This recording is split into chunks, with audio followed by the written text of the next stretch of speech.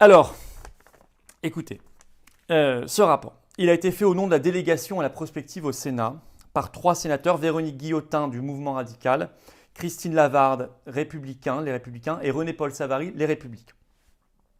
Il s'appelle « Crise sanitaire et outils numériques, répondre avec efficacité pour retrouver nos libertés ». Alors, pour retrouver nos libertés, c'est vraiment se moquer du monde. C'est de la novlangue, c'est-à-dire on dit l'inverse, on écrit l'inverse de ce qu'on dit en réalité. Le raisonnement pervers qui traverse tout ce rapport, je vous le résume, c'est de dire accepter une société du contrôle maximal, notamment numérique, de l'intrusivité, comme ils disent, dans votre vie privée, pour éviter demain des restrictions générales type confinement général.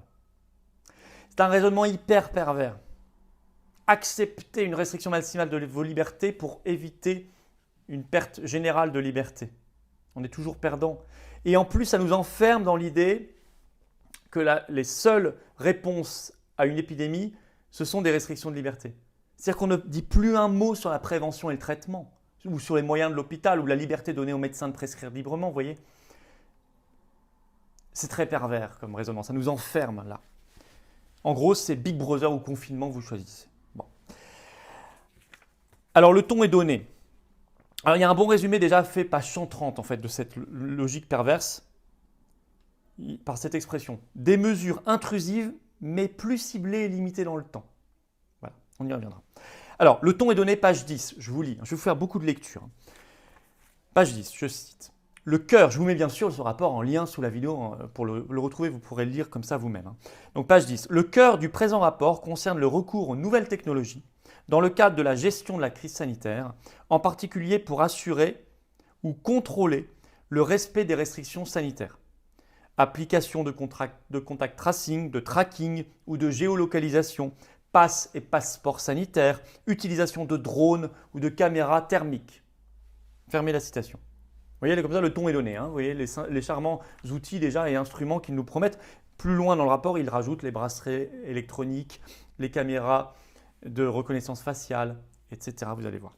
Alors d'abord, ils commencent par étudier des pays qui les ont manifestement un peu fascinés. Et le premier d'entre eux, c'est simple, ils étudient la Chine, page 13. Je cite. « La Chine a sans ambiguïté privilégier la lutte contre la menace sanitaire par rapport à la protection des libertés individuelles, en particulier la liberté d'aller et venir et celle d'avoir une vie privée.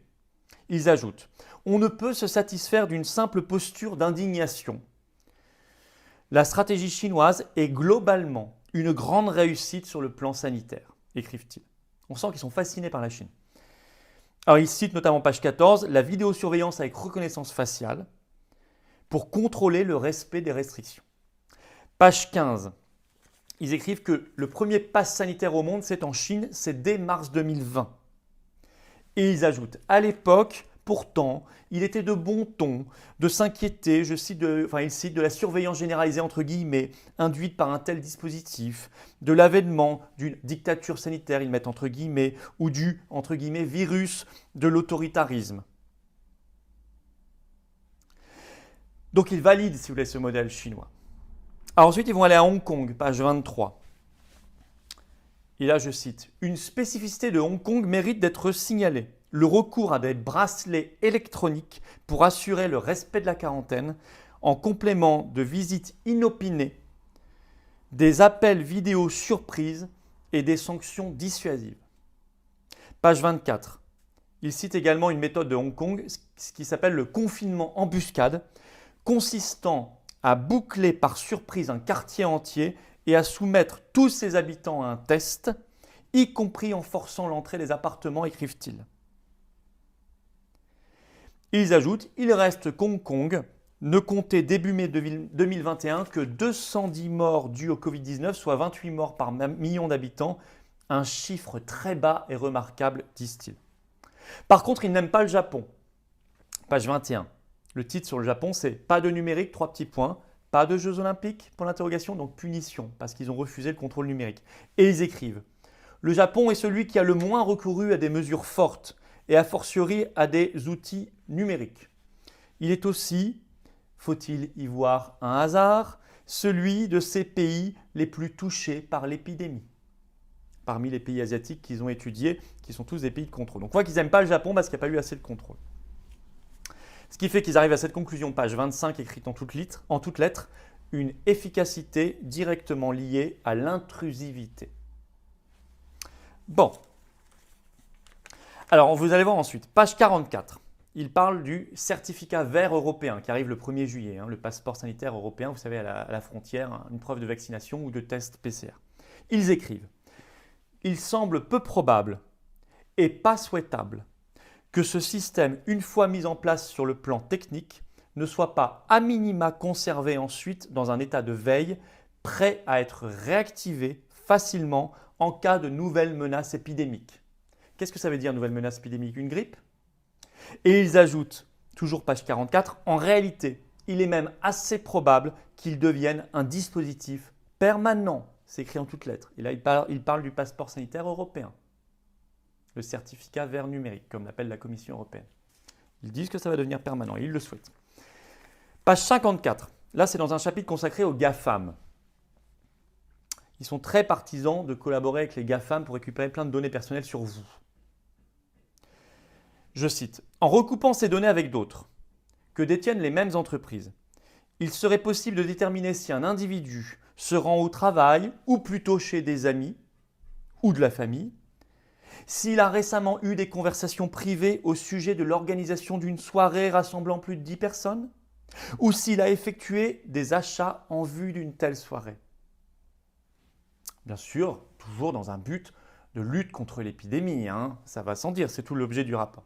Ils ajoutent, on le voit, les perspectives ouvertes par le recours aux technologies numériques sont immenses et la crise du Covid-19 n'a donné qu'un avant-goût. Et ils ajoutent, il serait irresponsable de ne pas se saisir de telles possibilités. Ils écrivent noir sur blanc, sans gêne.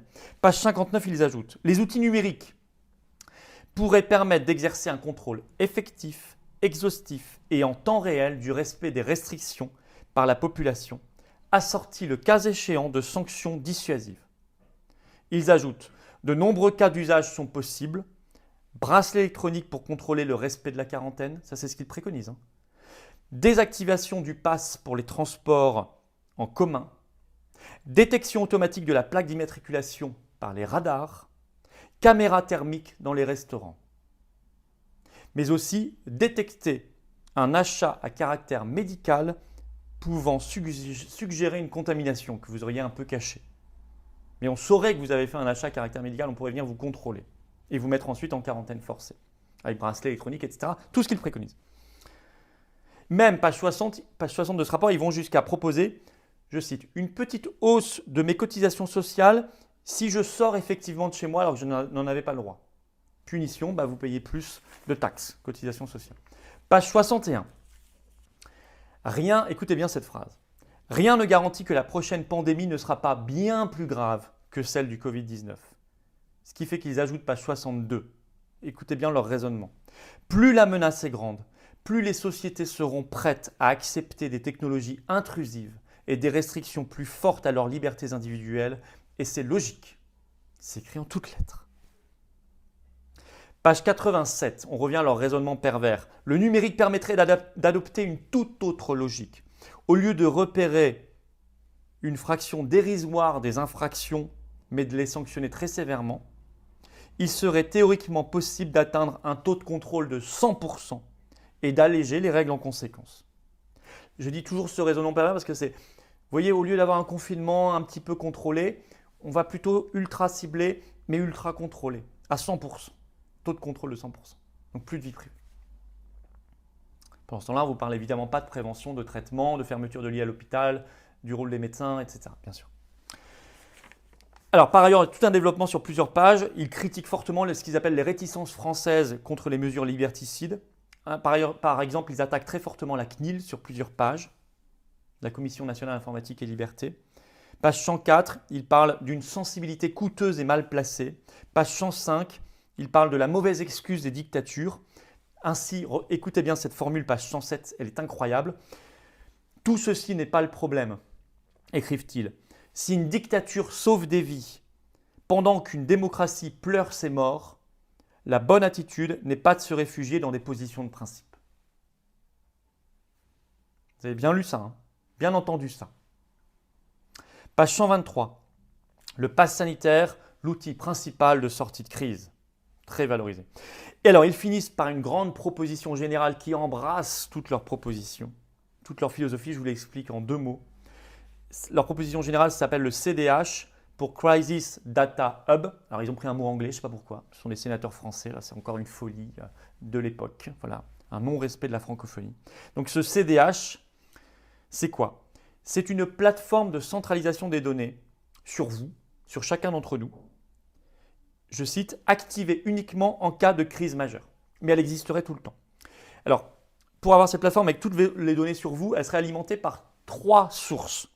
D'abord, on y mettrait toutes les données sur vous issues des services publics, par exemple les services publics fiscaux, etc. Les services publics sociaux, sécurité sociale. Hop, on met toutes vos infos là-dedans et on crée en même temps, ils le souhaitent, l'identité numérique avec un numéro unique par personne en France. Mais deuxième source pour alimenter ce Crisis Data Hub, ce sont les données issues des producteurs privés, disent-ils, notamment les opérateurs de transport, les opérateurs télécoms et les GAFAM. Donc toutes les infos privées qu'on a sur vous grâce à tout ça, hop, on les met aussi dans ce CDH.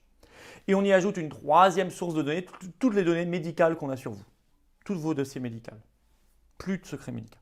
Donc tout ça c'est mis dans le CDH. Et ils disent que le CDH il existe tout le temps, mais on l'active qu'en cas de crise majeure.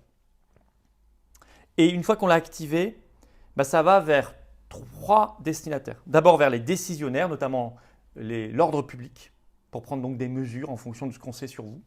Deuxièmement, ça va vers les statistiques, pour faire des statistiques. Et troisièmement, ça va vers la recherche scientifique.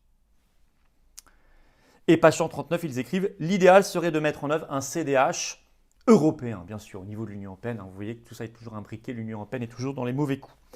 Bref, voilà, j'ai fini.